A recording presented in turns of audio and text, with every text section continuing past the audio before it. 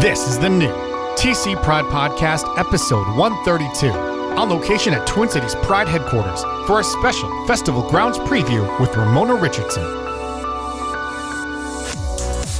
Twin Cities Pride Podcast on location at Twin Cities Pride headquarters. It is Pride Month, and there is a buzz in the air, and I am here with Ramona Richardson. Ramona, how you doing? It's been a little while since you've been in the podcast. It was like Valentine's Day a couple of years ago, I think, at the Indeed Weekend event. I want a little shout out to Indeed for sponsoring that event. But since it was a while ago, how about you introduce yourself to folks and let them know how you're involved in the organization here? Hi, everybody. My name is Ramona Richardson again, and I am the Festival Operations and Events Coordinator for Twin Cities Pride.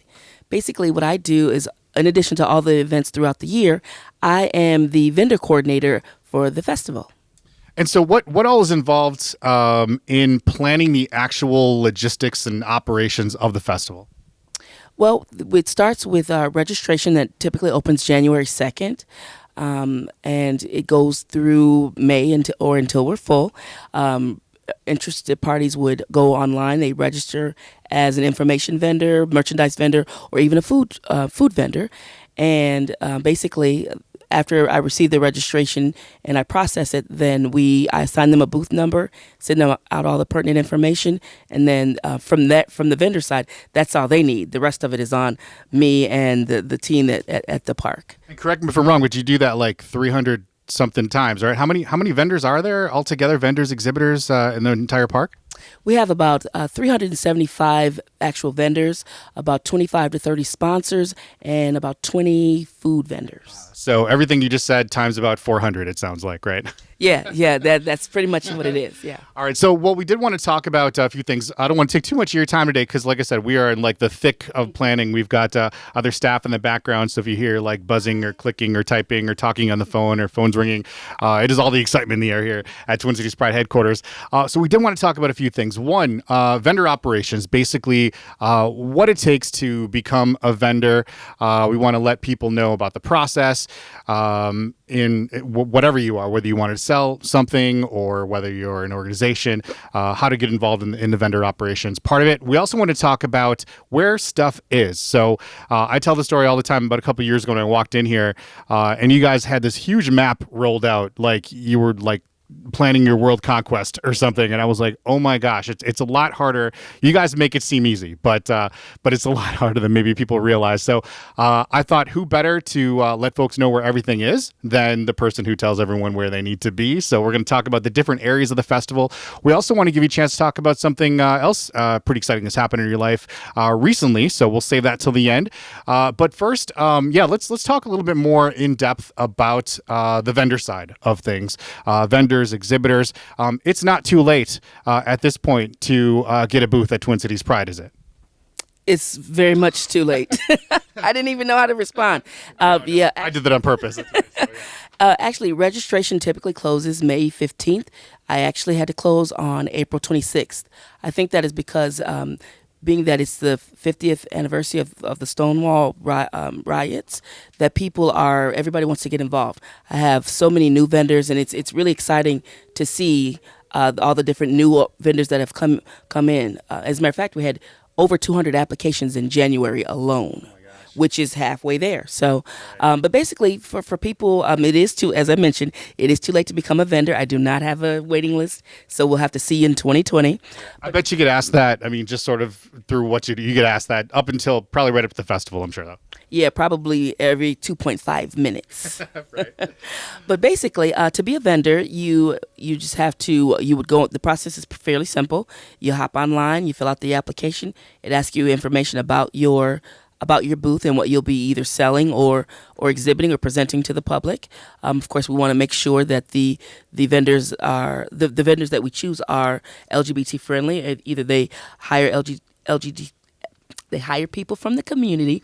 That's hard to say when you're trying to say it really fast. It is, especially. Right, yeah. Right. So they're inclusive of everybody, and so that's kind of the environment of the festival, and we want to make sure that the right vendors are there so that it's a good time had by all. So yeah, it's so funny. You said that we had like 200 applications just in January alone, and you might have had 200 more this week. It sounds like, but it to me like it's so cool because like what a problem to have. right? Like what a problem to have that we have so much support in the community, in the Twin Cities Pride area, that people are just tripping over themselves, to get involved in this festival and this celebration on the 50th celebration of Stonewall, like you said too. So what a problem to have. I'm really excited about that. Again, we appreciate people reaching out to get involved, but at this point it's too late. And again, you said registration starts in January, and what's kind of I know we kind of talked a little bit about it, but kind of like what's maybe just a couple of quick steps so you can get people to make sure they're involved next year? The first thing that one could do is go to visit our website, tcpride.org, and join our mailing list. So if you go to tcpride.org and you scroll to the very bottom of the page, it says stay up to date with the community. You put your email address in there, and then you will be put on our mailing list. We typically send out newsletters somewhere like October and maybe even December, letting people know of all of the sections that all the registrations that'll be coming up, because there's, in addition to vendor registration, there's also parade registration. We do a call for entertainment, and we also have volunteers. So even though it might be too late to be a vendor, if people are still interested, they certainly can volunteer as well. So we also wanted to talk about where everything is. So with those 300, 400 folks that are involved, we have the park split up into 5 or 6 different areas. Some of them kids friendly, some of them focused on certain parts of the community. I'll let you take it from there. Let's talk about that. Yeah, so we have six different sections. Of course, we have a children and family section, and there we have all kinds of vendors that have face painting, and there's a park over there. So a lot of people ask, is the festival kid friendly? It most definitely is. We have lots of children and families that attend. We also have a sports field, so we've got a lot of the sports teams out there. As a matter of fact, we have majority of all of our Twin Cities sports teams that are now involved in some way, either a vendor or a sponsor. We also have the Boomer Town, and that's for the aging population, and where AARP and all those different vendors are. So people that are of the aging community, or they need information, then they can see those vendors in that section. We do have an artisan and arts organization where all of the folks that are artists, painting, handmade jewelry, all kinds of things like that. We also have an adult zone, and that's prominently displayed, letting people know that there's a flag that says adult zone, because we want to make sure that children don't wander into that area. And then we have the wilderness inquiry. That's kind of where they do the canoe rides which is kind of cool. I'm just trying to think. And then we have a section that's called Power to the People, and that's we have a stage there. Oh, I didn't even mention the stage. Yeah, let's talk about these stages. So we talked to Deshaun recently, so we kind of went into depth about all the stages, but we didn't really talk about where they are and kind of how they fit in with the rest of the lay of the land here. Yep. So we have 4 stages. Two of the stages are in what we call our yellow section, or the luring section, and that's kind of in the heart of the festival. And that's, of course, I'm sure he talked about how TLC's coming. So if you didn't get your tickets, no big deal. Yeah, no big deal. But there's still time to get tickets. So hop on over to tcpride.org and get your tickets. There are still tickets available, just to throw that out to folks. Absolutely, yep. General admission, VIP. So make sure you hop on over there and get your tickets. We have the drag stage that is in the purple, or the Stonewall section of the park, and so that's where the drag stage is. And actually, that is the up and coming area of the park. That part is always packed every time I want, because I'm all over the festival grounds all weekend, and there's always a huge crowd there. We've added a few more food vendors in that section, as well as a beer garden. So it's up and coming. So if you're into watching the drag performances, I'm telling you, Stonewall, the purple section, is the place to be. And remind me to talk about food. We want to loop back around and talk about that. Yeah, we'll talk about food. And then going back to the Power to the People, that's the blue section. That is where we have the Power to the People stage, and it's just as it sounds, it's Power to the People. You got all types of people that are there, that's celebrating, that are free to be themselves. So that's kind of where they migrate to. And then we have the rainbow stage. Like I said, the rainbow stage and the luring stage is in the heart of the festival. And then of course our what I would call our main beer garden. It's connected to where the stage is. It's all fenced in and everything. So you got to be 21 plus to be in that area. So no kids over there. And so we did mention there's a lot of food at the festival. Where can people find food? So of course, when you enter, if you're attending the festival, when you enter the park, you grab a map. There'll be a map. We'll also have an app that you'll be able to download on your phone as well. But so we have three food courts. One is in the blue section, which is the Power to the People. We've got all kinds of vendors over there, everything from cookie dough to pickled. I'm excited because there's a new vendor in the Picklelicious. They have pickled everything, all things pickled. I'm really excited for them. And so that would be in the blue food court. In the purple food court or the Stonewall food court, we've got a seafood market over there. So they've got like the shrimp boil going on, and that's like fantastic. And then we've got this strawberry teas, like they have these parfaits and teas. So I'm just telling you, whatever you're looking for, you'll be able to find it in one of the three food. Sounds good for a hot summer day. Yeah, indeed. And then in our main food court, which is again kind of in the heart of the festival, that's the Loring food court, and we have a little bit of everything over there. You and you know what? I tell you what, you just come to the festival and then you'll be able to sample some of the food. That's the best way to figure that out. Absolutely. And so, what about parking, porta-potty? So there's a ton of construction in downtown Minneapolis now. What can you tell people about the overall logistics of that, other than carpool, probably, right? Well, first I'm going to start by saying Hennepin Avenue is shut down. Well, not shut down, but they're doing construction on it. Big chunks of it are shut down right now. Yeah, and so even so much so that our parade is not on Hennepin Avenue this year. So, but I would tell people, if you could at all take public transportation or carpool, that would, or even take Lyft or Uber, because we do have two sections where Lyft and Uber. That's right. Is that new this year? There's like a big designated section now, since we expect so many people to be coming by Lyft or Uber, right?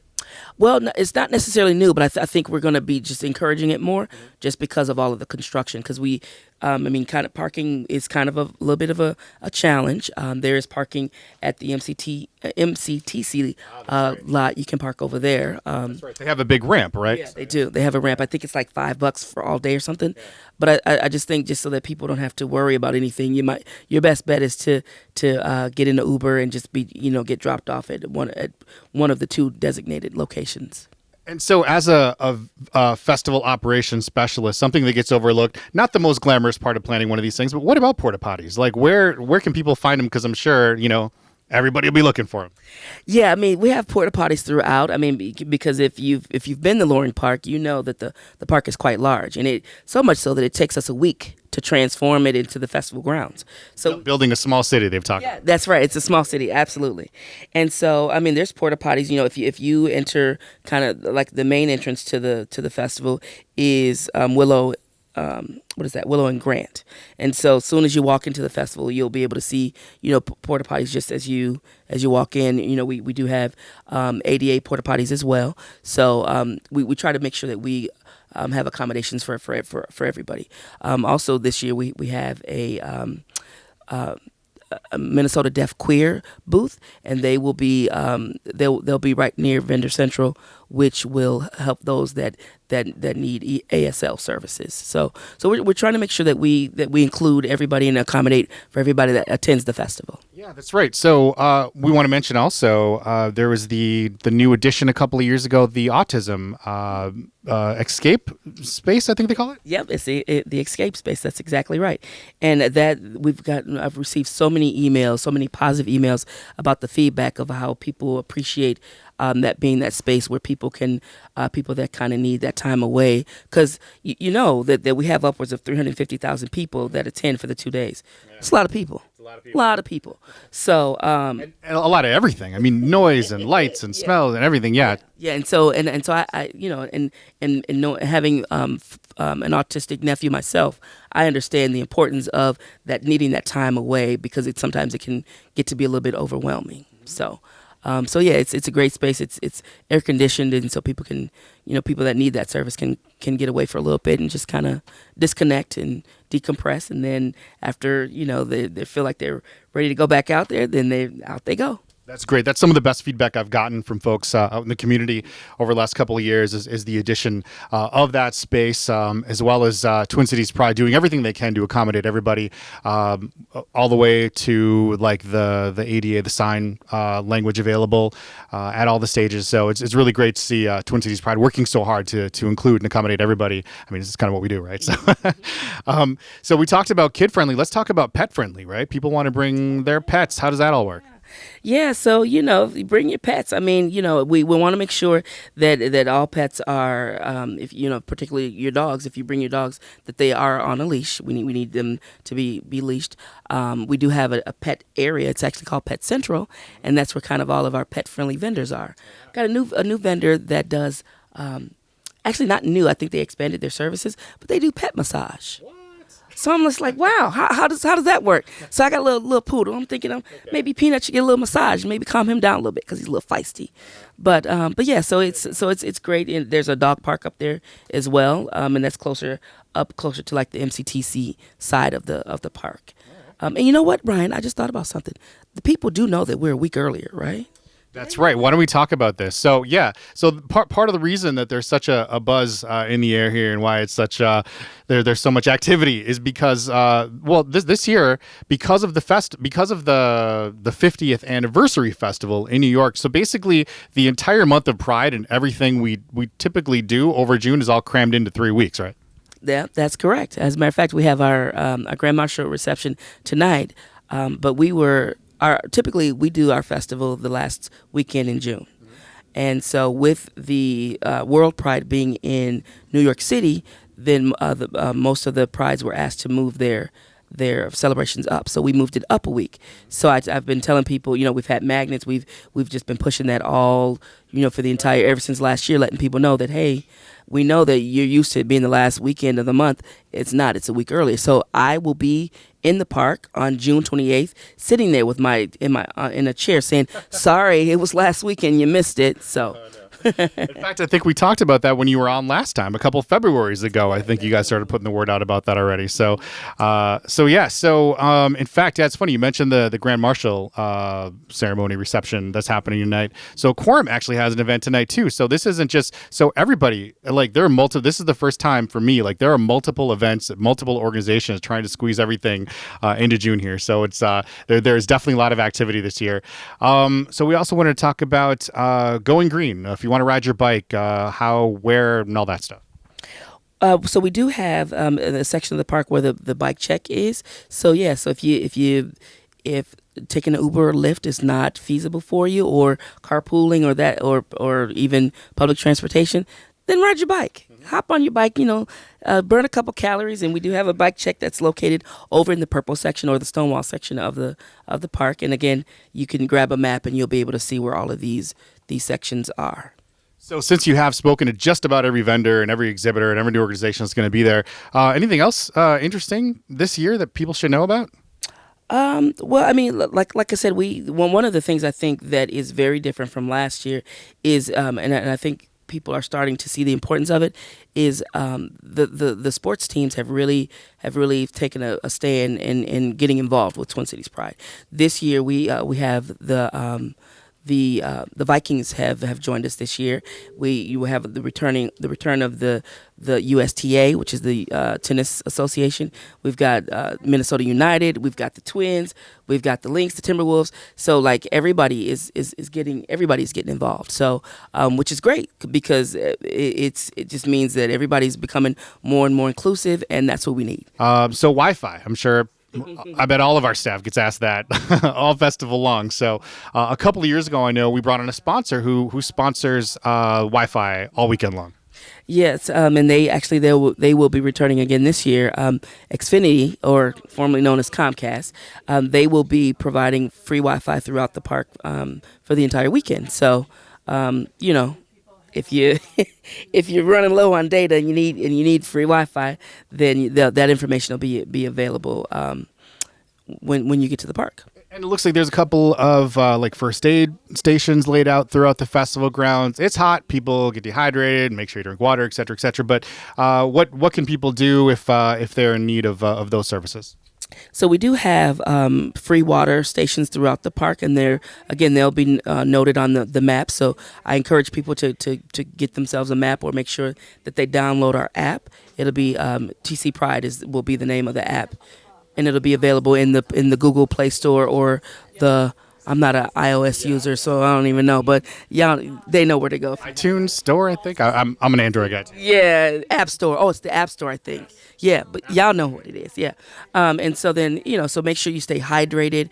It's the weather is nice now, and if it gets hotter, I think people need to be reminded that they need to stay hydrated. And then also, we have first aid there as well, so that those will be noted on the map as well. So if you're feeling kind of if you don't feel so well or you're in need of medical attention, then you can either get a hold of one of the volunteers or staff, and then they can assist you in getting the help that you need. So we also want to talk about another great resource that we just started last year that has continued this year. So the Twin Cities Pride Magazine Pride Guide is also available. Where can folks get a copy of that? That has the map and everything that we just talked about for the most part all laid out really well by the team at the Growler. Why don't you tell folks a little about that? Yeah, so actually last year we launched just the Pride edition last year, but this year we've been happy to announce that we have more than just the one edition. So we it comes out quarterly. And so the Pride edition will have all of the information, everything from the map, the lineup of the performers, the vendors, and all the information that one needs to know for events leading up to the festival, as well as through the summertime. So we talked about kid-friendly, we talked about pet-friendly. We want to talk about one of the adult-friendly areas, which is the beer garden.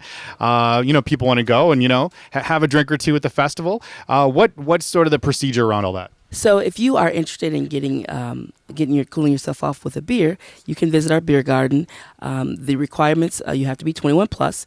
We will ID you at the gate, and once we deem that you are 21 or older, then you would receive a wristband.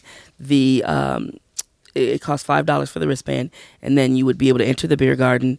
And instead of buying tickets, because last year you had to buy tickets, right. This year you can pay by cash or credit card. The last thing that we want to talk about is, so we've talked a lot on the podcast about how there are hundreds of volunteers that make all this magic happen behind the scenes. What do volunteers need to do? Where do they need to go to get their assignments? As well as where do operations people report? Where's kind of the nerve center of all that happening this year? So I'll start with the volunteers. So as I mentioned before, people can still volunteer. You can get involved. You can go to tcpride.org, and in the upper right-hand corner, you want to select. You can select volunteers, and that will take you to a place where you can sign up, and then the volunteer coordinator will get your information, and then they will follow up with you as to the logistics about checking in and that sort of thing. But the actual check-in happens once you arrive at the park. It's kind of our operations area, which again is right at the front, at the Willow entrance. And this is where your vendors and everybody will check in, right? Well, the same area, just not the same place. So there's actually an actual vendor check-in booth, and so people would go there, they would check in, and then they would receive their assignment at that point, and then they would go and volunteer wherever they selected to be. Well, fantastic. We wanted to make sure and talk to you a little bit about kind of where everything is. And that was just scratching the surface, I'm sure. There's so much exciting stuff to do at the festival all weekend long.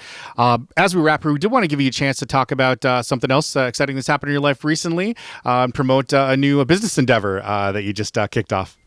Well, in addition to being the event coordinator for Pride and coordinating all 400 of those vendors, I just recently launched an event planning company of my own called Remixed Events. Which seems appropriate, helping to plan one of the biggest events around, right? Yeah. And it just made sense. It just made sense for me. But basically, what Remixed Events is, it's an event enhancement company. It's kind of where it's kind of how I approach things. We have a lot of events that are in the community. Some, a lot of nonprofit events that they can't, either they don't have the staff or the time to plan those events. And so I could take an event that's already existing and kind of remix it, make it better. I also can help them, create a new event, and while they focus on growing other areas of their business. So that's kind of how Remixed Events came to life. And if people are interested, if they know somebody that needs some help or a community event that they might want to refer refer to me, then you can get in contact by calling 612-267-9486. Of course, you can find me on Facebook at Remixed Events. Absolutely. So as we're wrapping up here, I just want to, one last thing. I want to give you a chance to tell folks about what it means to you to be involved in this huge event, in this huge festival with the awesome organization that Twin Cities Pride is, kind of what it means to you on a personal level to be so deeply involved with all of this. So for me, it made sense, again, personally and professionally, just because as a African American female, a person that has had different struggles and have been treated a certain way just because I was different from people that were around me, I can relate to the LGBT community.